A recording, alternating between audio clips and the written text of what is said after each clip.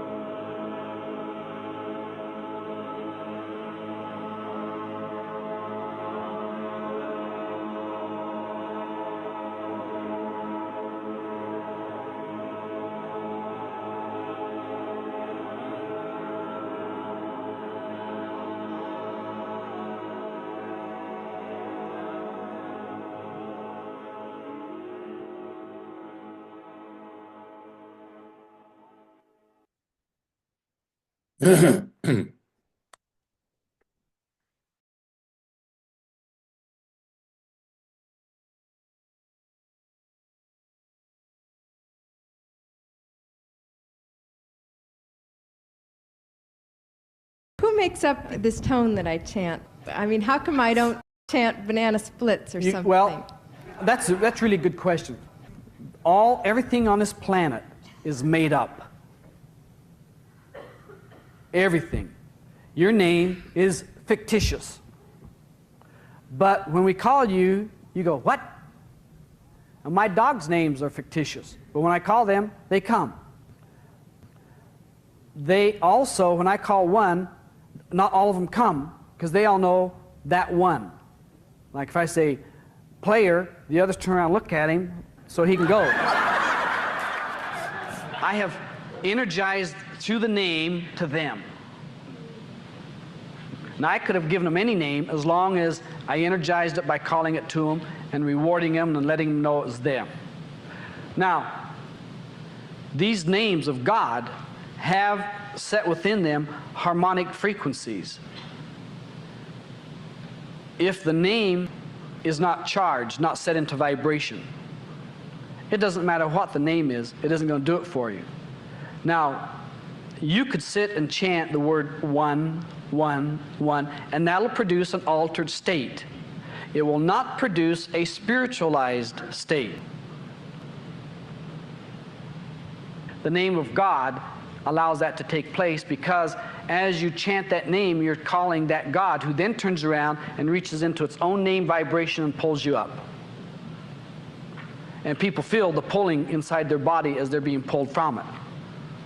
But even at that, if you don't have somebody who can connect it in this blank space between you and God, if there's nobody that can connect that and stand as a spiritual intermediary there and conduct the energy down and you up, you're not going to go anywhere. The traveler, as an embodiment, travels with you. The traveler is the God in that realm is already there, and you must learn to love the traveler in all the realms in order to get through them. But as you do, you learn to love yourself because you're also got the traveler with you and is you.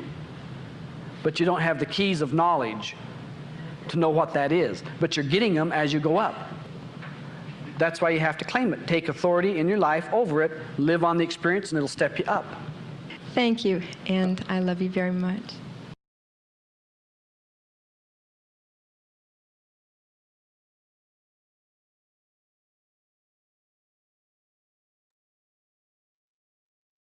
Okay, and here's a reading from Kabir Das. Kabir drank in avidly the nectar of God's love. The well-baked pot will never again be turned on the potter's wheel.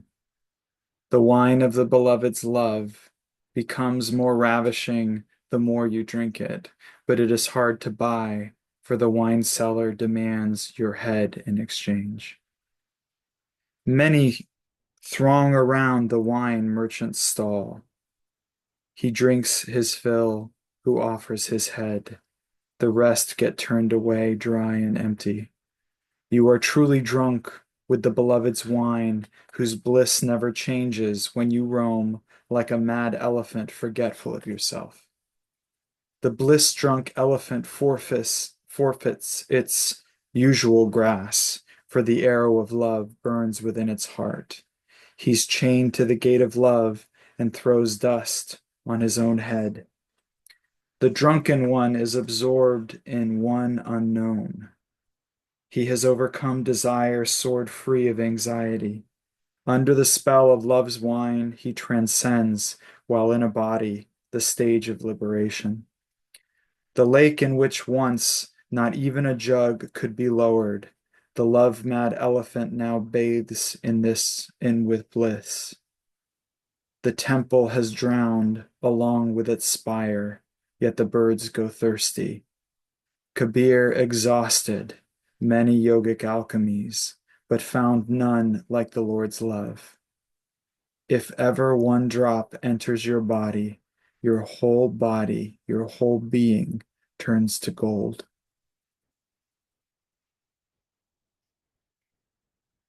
Okay. Greg. Hey, Jeffrey. Yeah, I've had some thoughts that have been coming up, and it's interesting that you played that clip where it's mentioned the lords of the different realms, and I've really find that terribly abstract. I do not, in my essays, find myself going to all of these different realms in any concrete way. It's sort of like beyond my senses.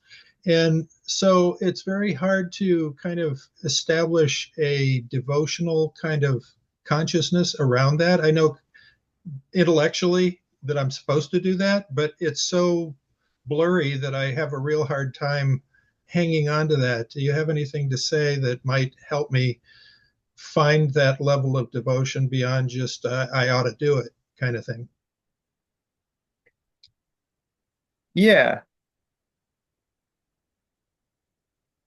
Well, the first thing that we have to accept is that it is impossible for us to think of God in a manner of speaking. It is impossible for us to envision God. It is impossible for us to describe God with words.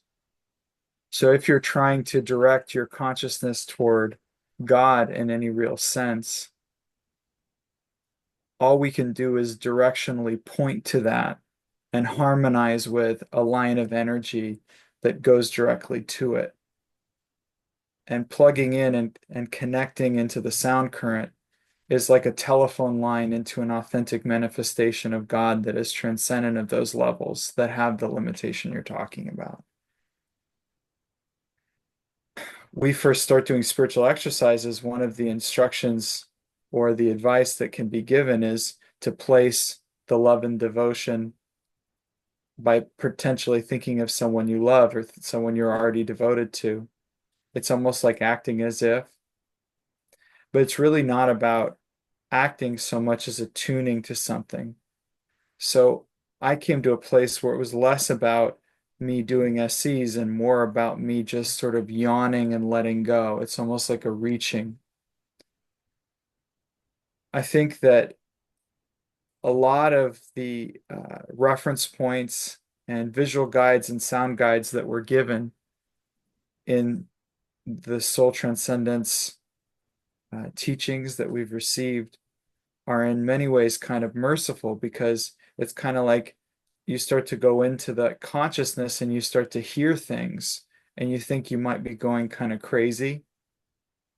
So in a sense, it's less to beat yourself over the head with to say, oh, I must not be doing my SCs correctly because, and it's more like to say, oh, well, in case you hear like an interesting noise that sounds a little bit like an ocean surf, or maybe it sounds like, quaking asps, or maybe it sounds like buzzing of bees, that you don't think you have an inner ear problem, or you don't think like you're going crazy or something like that. Or if you see the colors, you don't think your eyes are going off or something. But some people just don't really have that karma to experience things in their SEs. And instead, you start to observe the fruits in your own experience. So maybe you don't see a lot of the images and the things in the SEs, but you notice a greater sense of loving and a knowing that comes in. The signs of spiritual light versus magnetic light, whereas magnetic light, you tend to have more of a sensation to it. Spiritual light will often just come in as a knowing. It can be very, very subtle.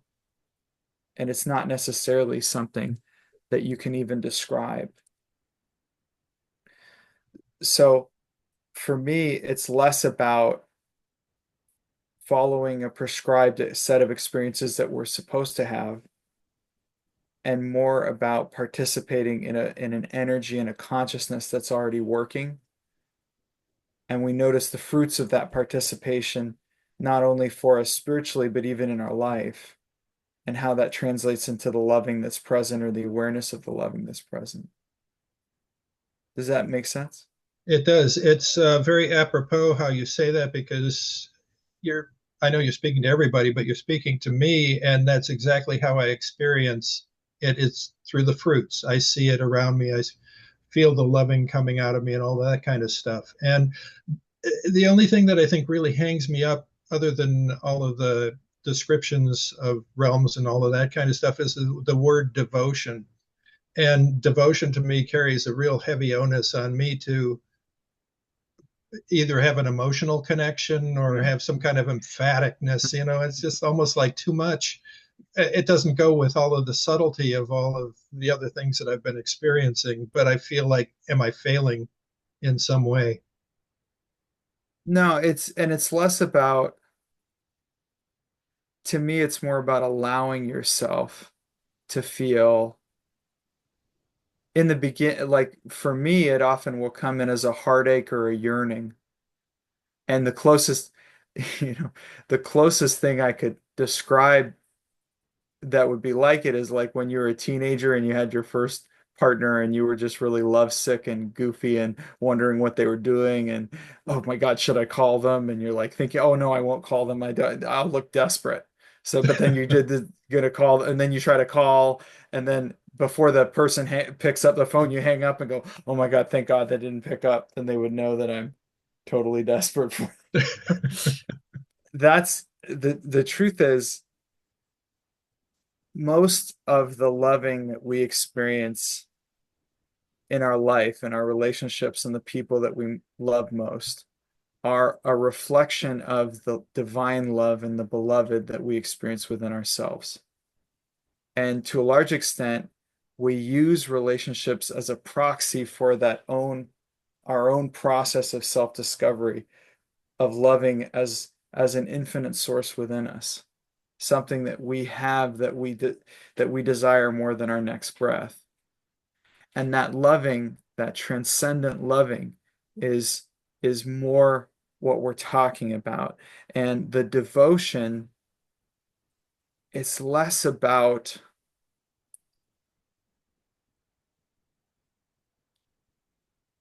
devotion is less about obligation and more about, oh my God, I'm so in love with you. I don't know what to do with it. I might as well just reach for you. I might as well just serve you. I talk about it even in my own experience. I would like to make the rest of my life a love letter and a thank you note to John Roger. And that's really, so for me, there's an intention with that. And to a large extent, Greg, what you're talking about is not a new challenge for people because this is, I mean, this is why if you look at the vast majority of spiritual practices on the planet, people will always default to some form of idolatry or some form of lower form because it's easy to relate to. If you think about it, there's a concept in Vedic teaching called Nirgun Bhakti. So devotion to Nirgun means without qualities, without, so it's not hot, it's not cold, it's not up, it's not, it has none of that. It's like formless. So being devoted to something formless is a challenging thing to do. And so that's why it's like most people just say, no, I'd rather be devoted to this elephant looking thing that removes obstacles.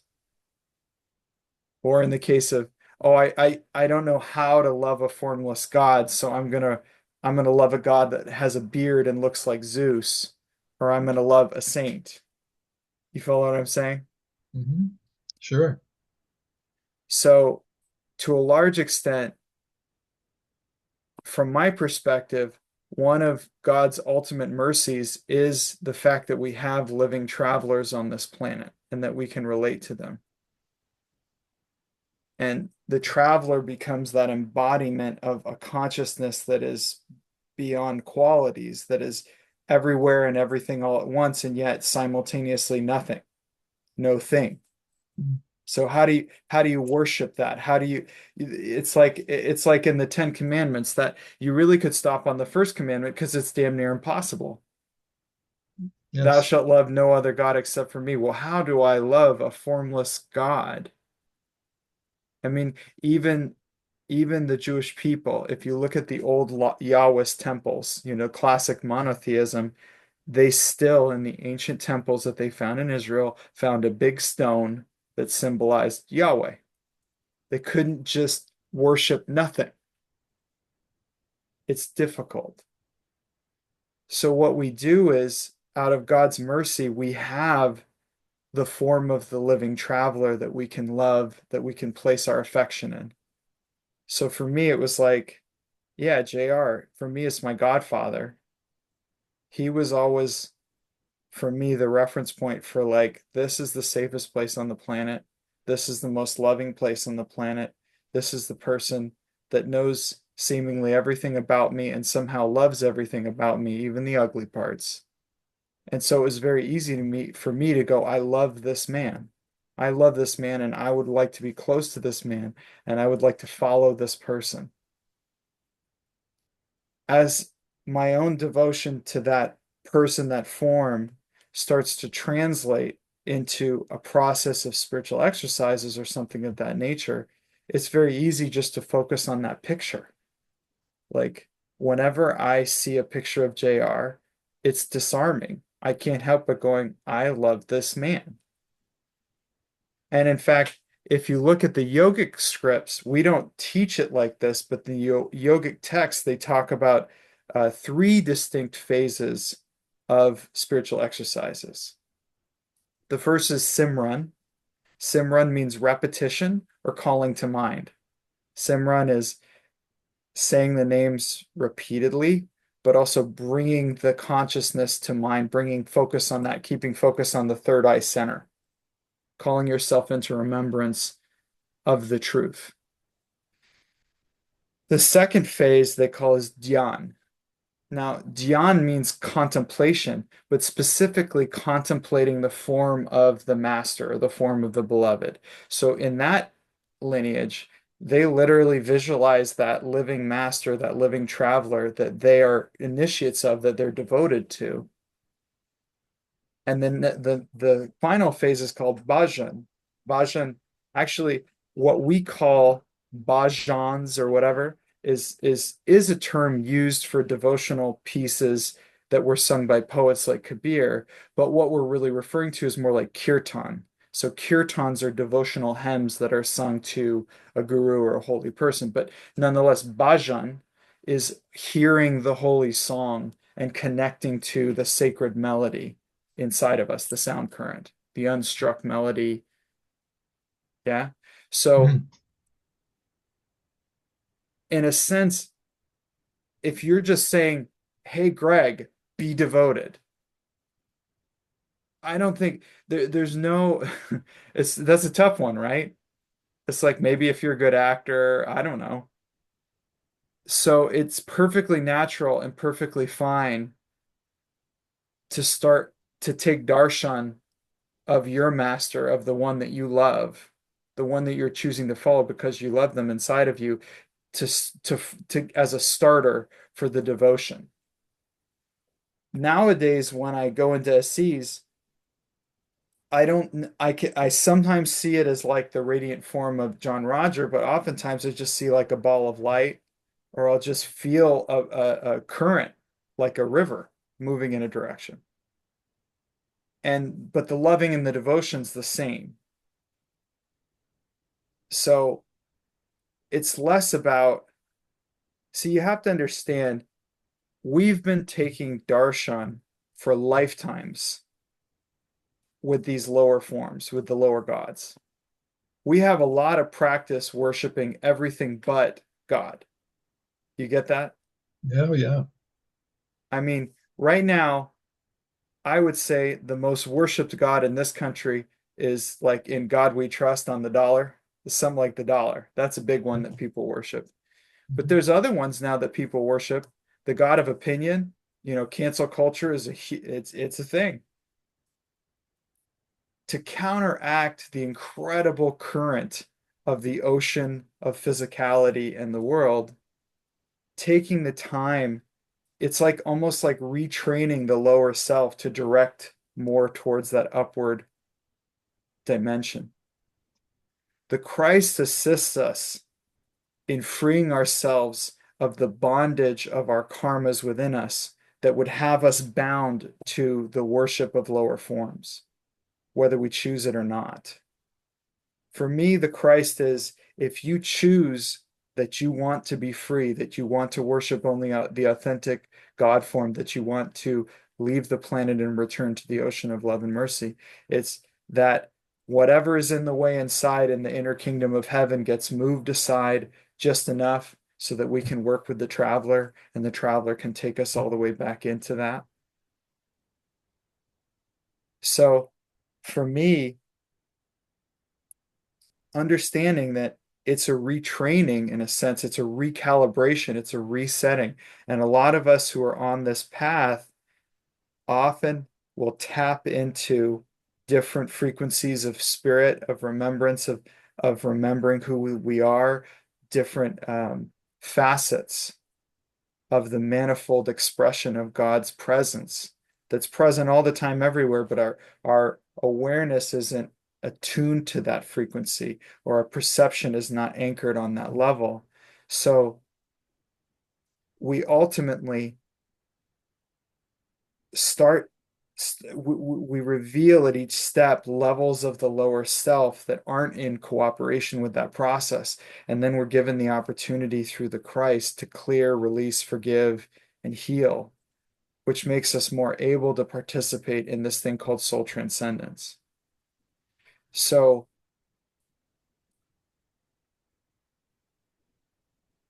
for me, it's less about how we should do it and more about allowing it to be done in accordance with its own will, because there is an intelligence to it. So you work on the surrender level. I wouldn't probe around looking for sounds. Instead, I would look the other way and say, what is it inside of me that's resisting the attunement to the sounds? And then you clear that. So I don't need to get hooked on Lords of Realms and realms and all of that. I can see stuff going on in the different levels, but as far as like for me, it seems like the God of everything is the one that's pulling me. And it's easier to feel devoted to that because it manifests everywhere. It's a step down. There's a step down energy where the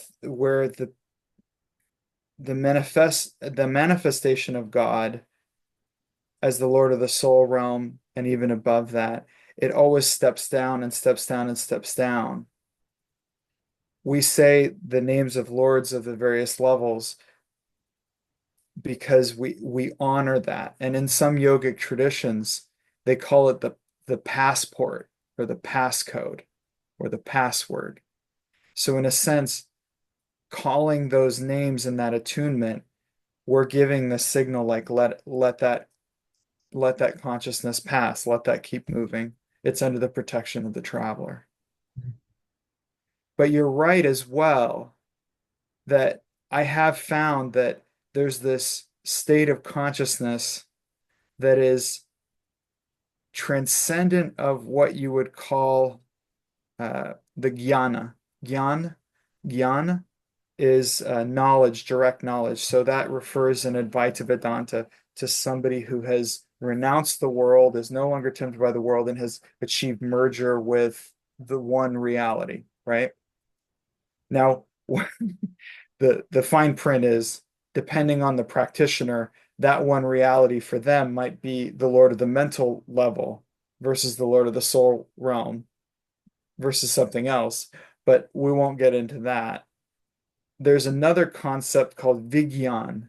Vigyan is someone who merged and then came back with that knowledge and now participates in the world as a householder, as someone engaged in the world, seeing God in everyone and everything. I'll take that one. Right. And I don't think they're mutually exclusive because you can be in the world and not of it. Mm-hmm.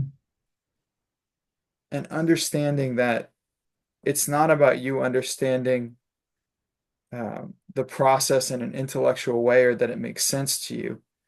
It's that you are participating in a line of energy that was set up for liberation. And all it requires is endurance. He wins who endures to the end.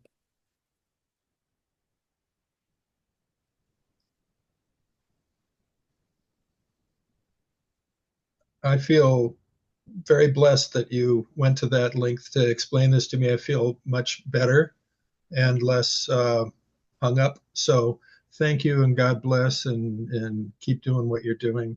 God bless you, Jeffrey. God bless you. Thank you. All right, Maria. Hi, Jeffrey. Thank you.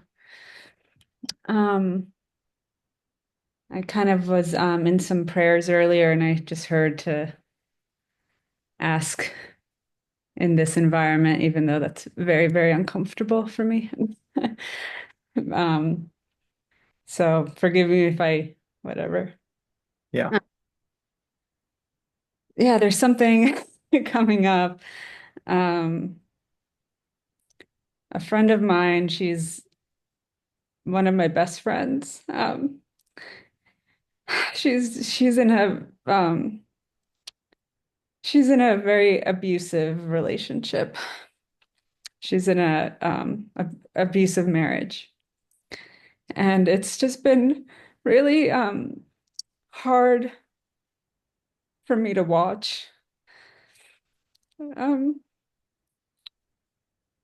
and I mean, it's just affecting me. And even though I'm just trying to love her through the karma, um, and just know it's all in God's hands and, it's all gonna work out. I'm still just, there's just a lot of, just I don't know, just a lot of it's just really hard for me to watch and hold for it and watch it unfold. It's hard to watch her do this to herself the way I perceive it. And like I see it as like she's just abusing herself. And yeah, and it's just like when I talk to her about it, it just seems like it just goes through one ear and just out the other. It's like there's just like a filter of whatever she wants to hear. And then, so there's just really um not much I can do except love her. Um and I don't know if there's anything you can say to it. Yeah, well, I think there's a lot you can do, which is there's, the abused wife inside of you is not healed. The abused wife inside of you doesn't feel loved and accepted by God. And the abuser inside of you doesn't feel loved and accepted by God. And the foolish one who just gets ping-ponged around by their karma doesn't feel loved and accepted by you inside of you. So a lot of times our process of reacting and our karma has a great way of bringing us a mirror image reflection of the parts of us we haven't yet learned to love completely. And one of the great challenges of this life is that we are taught and inculcated from a young age that we must solve internal problems externally. So I can only feel better if she gets out of the relationship or this, or maybe I just have to accept it. But see, it's a double-edged sword because I think that people don't go as extreme about acceptance as I do. Because in a sense, if you accept what is your story without knowing that it's a story, are you really free? And you have a story going that she's abused. You have a story going that she just won't hear you. You have a story going that that person's an abuser. Like you have all that stuff going. And you go, well, I have plenty of proof because of the physical stuff and all of this and whatever. But it's still a story. And if you upgrade the story to the perspective of how God sees it or how your soul sees it, all you'll see is someone completing what they started. And you'll go, great, congratulations, that's great that you complete what. And if there's a window, though, I mean, if there's a way for you, sometimes you'll get a call where you'll get this window where the person will go, I had this strange thing. I woke up today and all of a sudden I had this realization that I'm really creating all this and this really was me doing it. And you go, that's the craziest thing I've ever heard. Awesome. And then there's this window where it's like, okay, the Christ intervened. The person has a window to see the karma. And then you get to participate in that. But that time might never happen. So the upset that we feel is always about a problem that exists that we have in our consciousness. As soon as you fully loved and accepted the abuser and the abused inside of you and the one who's dense and doesn't listen to good advice and the one, as soon as all those people are totally loved inside of you and you see them as the Christ, then you will have no qualms with anything she does. You'll just be in a consciousness of service going, I'm going to see you as the divinity that you are because that's who I know you as inside of me. And if a window opens, I'll be right there. And guess what? For me, having all the hangups, like I'm talking about, having the story, for me, the story often gets in the way of me being, I think you know, the, what is it, Minuteman of Spirit or something like that, where at any moment in 60 seconds, I can flip into serving in whatever way God would call me to do. Like I'm always on call. But my receptivity to that is contingent upon my ability to be present and not have a bunch of static in the channel. when I used to take jujitsu, I remember we were taught to always stay relaxed. Even if you're getting punched, you always kind of stay relaxed. It's kind of trippy, and it was like, well, why? Well, it's because to move, if I'm really tense, to move, I have to relax, and then I get to move, and then I get to tense. So it's like you've added an extra step in there. For me, this is much the same. The more I make my story more important than God's story, the more delay I have, the more steps I've created between this interaction with this person and direct interaction with God. So I've put layers of myself in there. Yeah. So I think there's a lot you can do. I think it becomes, if you just own it, like start with that, like I'm the abuser, and then make it totally okay and love all the parts of you that are the abuser. Because guess what? We've all done some real silly, fun stuff in a lot of lifetimes. I don't even tell you that. So it's like how and the blessing and the curse of like having awareness of that or having memory of that in my case is like every time I go to judge somebody, I might flash back to like, really? I really have no place to judge. I did much worse than that. And so a lot of people have a sense of safety talking to me about some pretty dark stuff. So sometimes I'll get on a call with somebody and they'll just start confessing the deepest, darkest whatever, almost like testing to see if I'm going to react.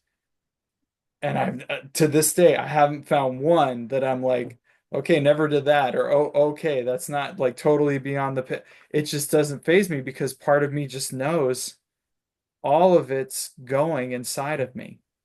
The whole universe of human expression is simultaneously present in the microcosm of the macrocosm that is me. Therefore, why would I judge that? I know what it is. I know what it is to be the abuser. I have such compassion for the abuser, the blindness of that. I know what it is to be the abused, and I have such compassion for the abused. And I know what it is to believe in abuse. And I know that hurts. And I have such compassion for the story of abuse. And it just goes on and on and on. And it becomes this process of just, my God, I just want to be with you and hold with you. And we're in this together. And I have this ridiculous, it's like this consciousness of like, love your neighbor as yourself. It's like the term friend became very sacred for me. Like if I say, you're my friend, or I'd often tell people, thank you for being my friend. And if you can feel the energy on that, thank you for being my friend. It's because I have this awareness that as I've entered into this consciousness and the work that we do and feeling so present in so many places all at once, I just have this sense that I'm walking with you and I'm walking with everybody else and we're in this together. That we're in this together. And I'm that dorky soccer mom on the side of the field holding up a glittery sign, spilling my beer on the lady next to me, and screaming my head off when you run in the right direction on the field. It's like I'm in it with people, and I can't help it. And it doesn't matter if you're somebody that I'm on a service project helping out in downtown LA, or it doesn't matter if you're my friend in MSA, or it doesn't matter if you're my friend at work and we've never said anything remotely lovey-dovey to each other in our entire life because, we're all corporate and stuff. It's like I'm with you and we're in this together. And I think that there's such healing when you start to go with everybody, when you start to have that equally to the part of you that's the abuser. I'm with you and we're in this together. We're going to get through this. We're going to get back to the heart of God, you and I. I'm going to walk you home. and it just starts to release.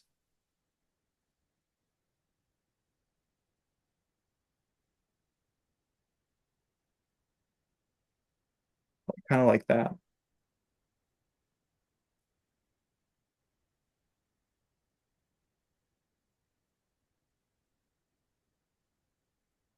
Thank you. Yeah.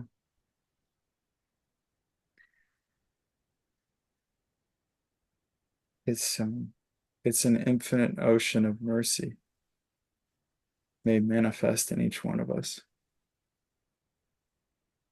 as the Christ.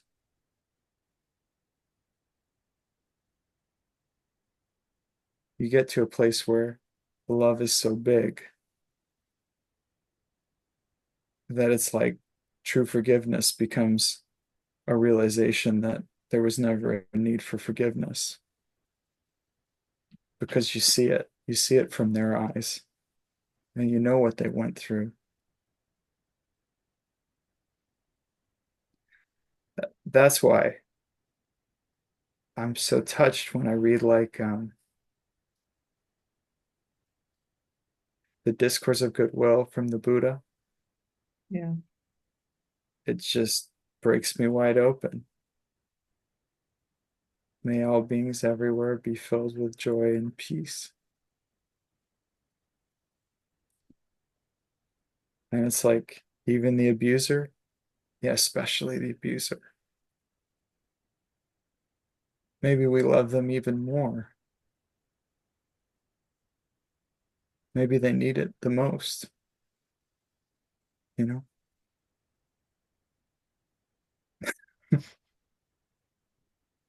Forgive them, Father, they know not what they do.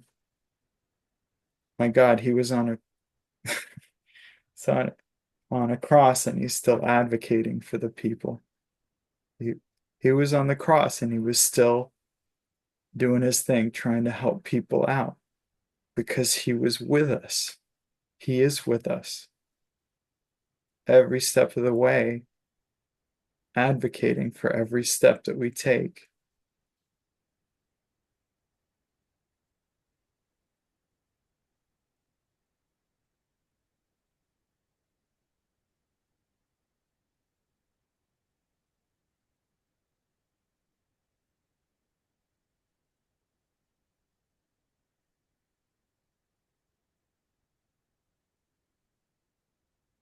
Yeah.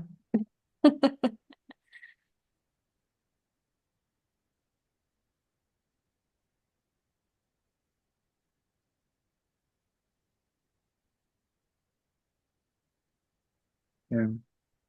So it's so different when there's so many levels with which you can look at something through.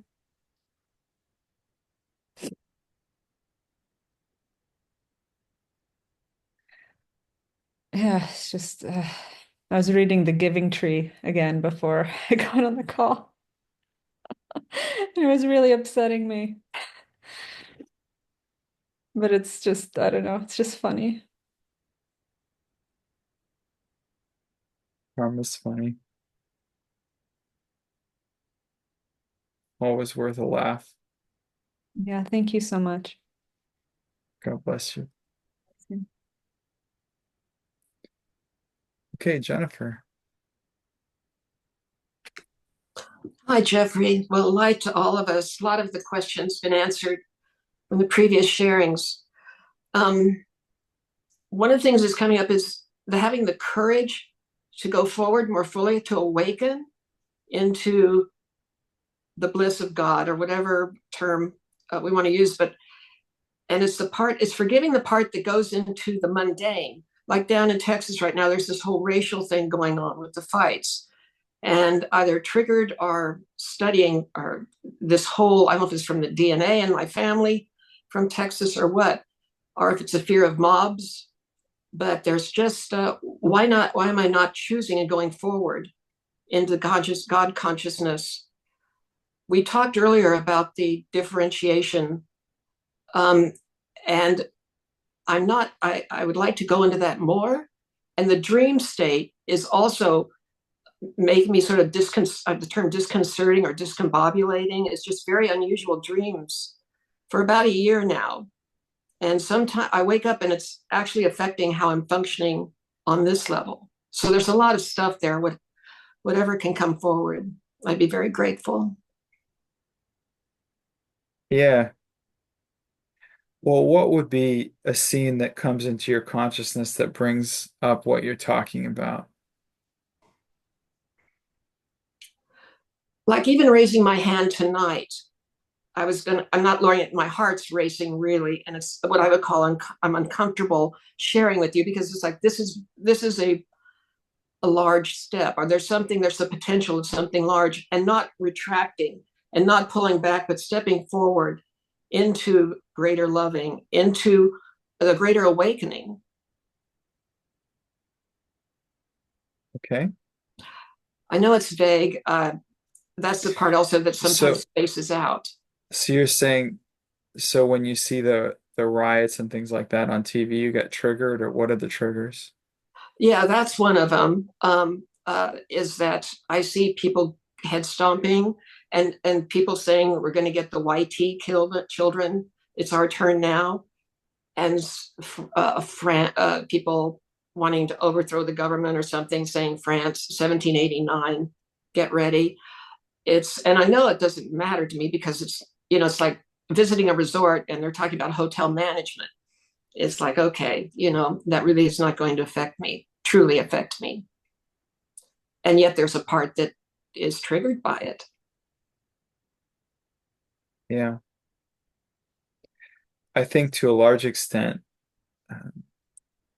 when we witness things on the news, we feel a victim to the physicality and the circumstance of it. Like there's a perception that we're out of control and that there's nothing we can do.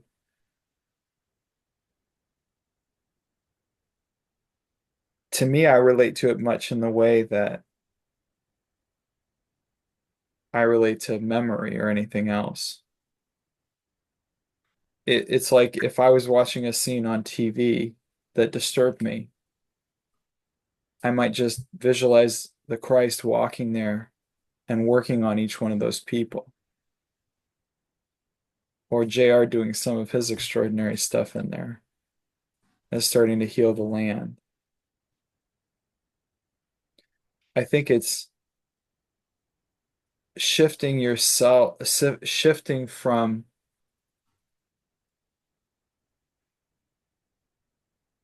it's almost like shifting from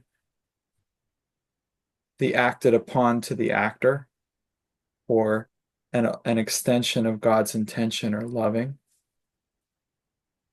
So instead of being a victim to all of it or being at the affect of all of it,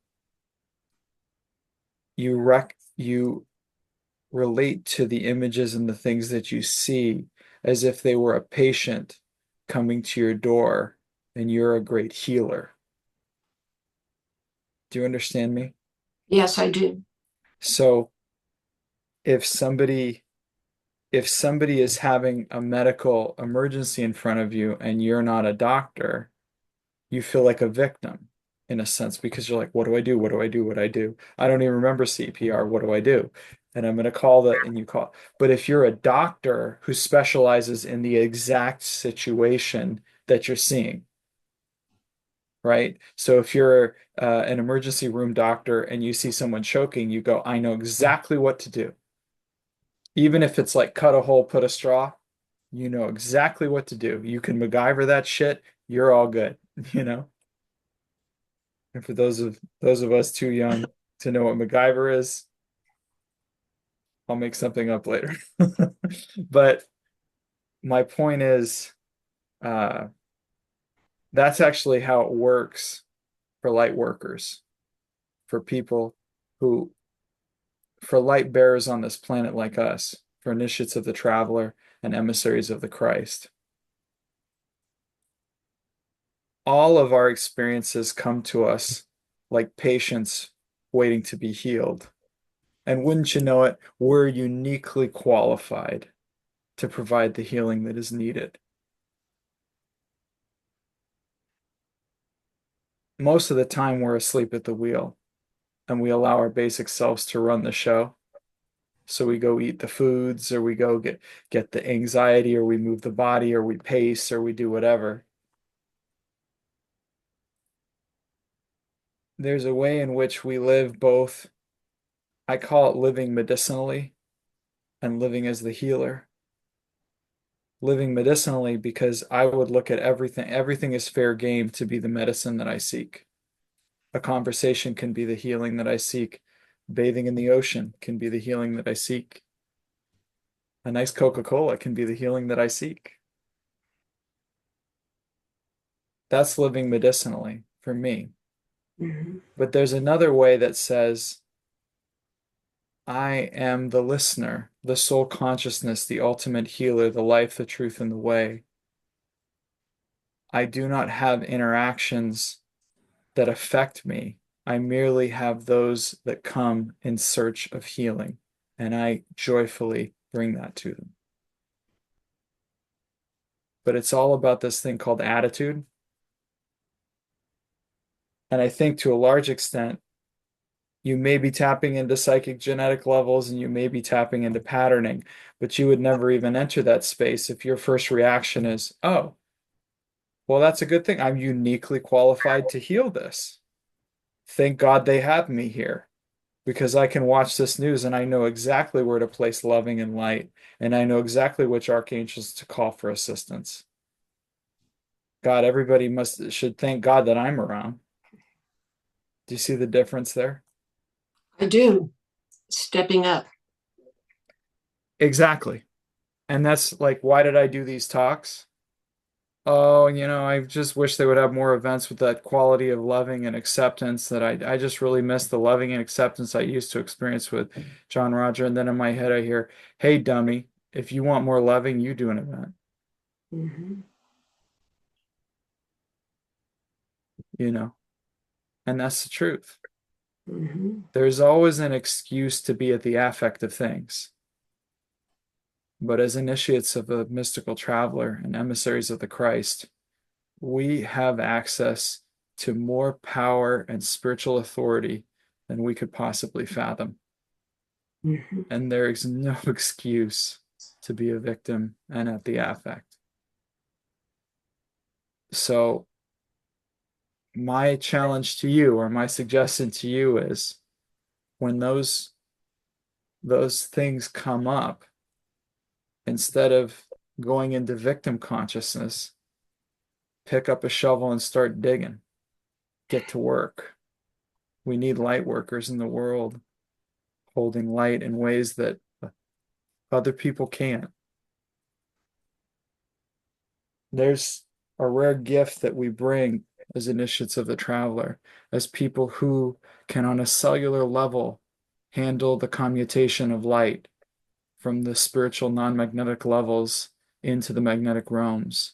It is a rare gift and a pearl of great price.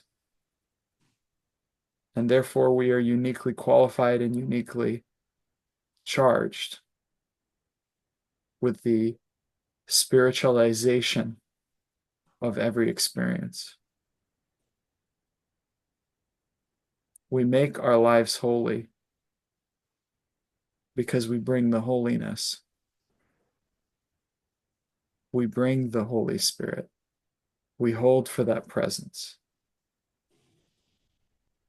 We don't have to look for more loving or complain that it's not there because we bring more than enough. Our cup runneth over.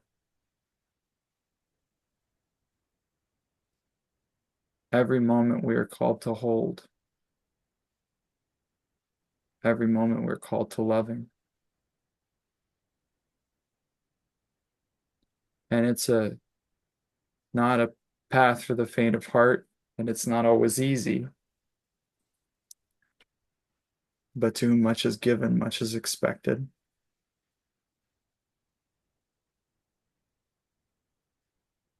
And the truth is, my experience is always the willingness to serve gives the ability to serve.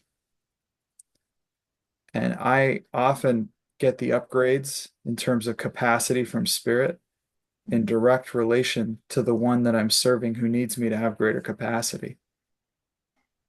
So when you place yourself in that line of service and dedication, where every level, layer, and aspect of your being is dedicated to this spiritual action, the spiritualization, the non-magnetic, the spiritual light entering, riding the Holy Spirit into the magnetic,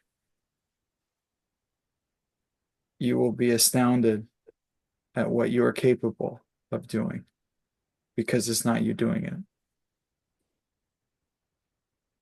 So I would just suggest maybe tweaking the perspective like that a little bit.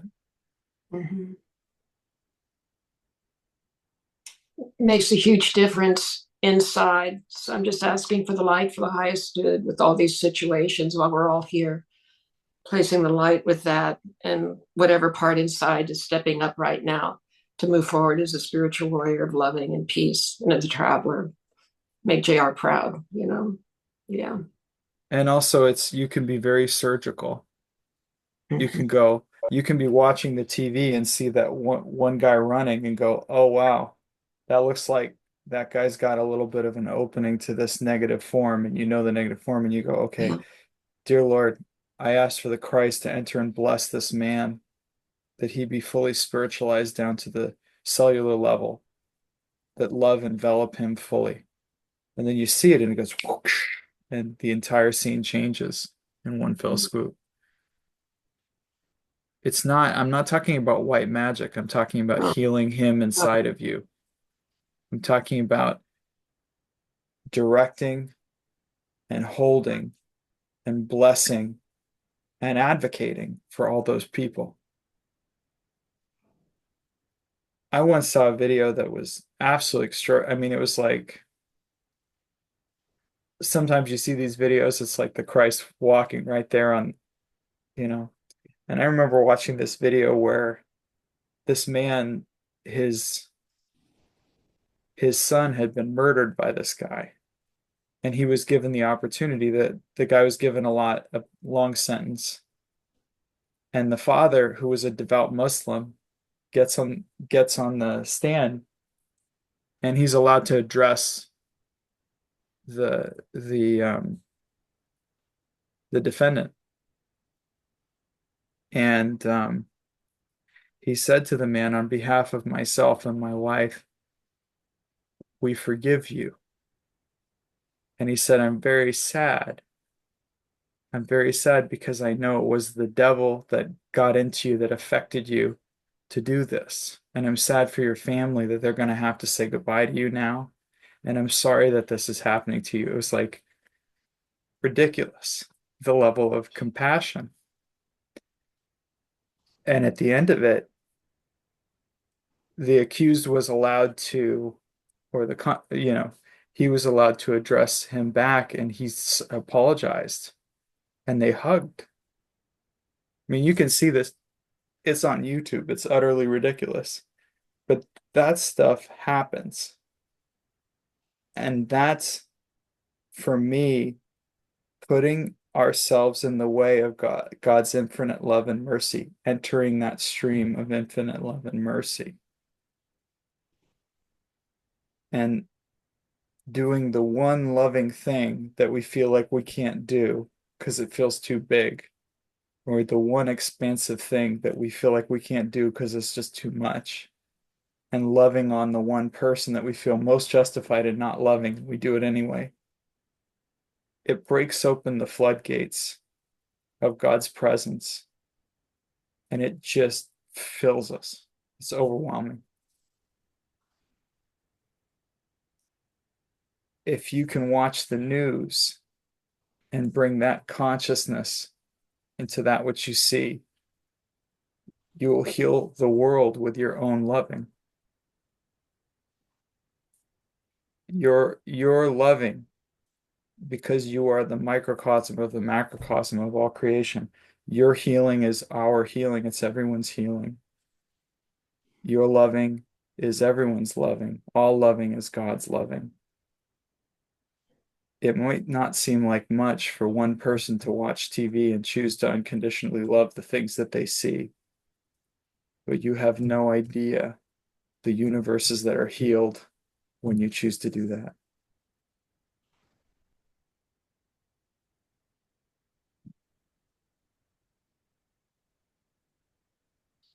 Thank you. God bless. Yeah. Thank you.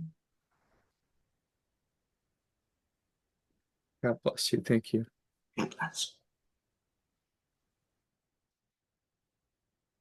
All right. I think we'll have to get you next time, Judith. It's the end.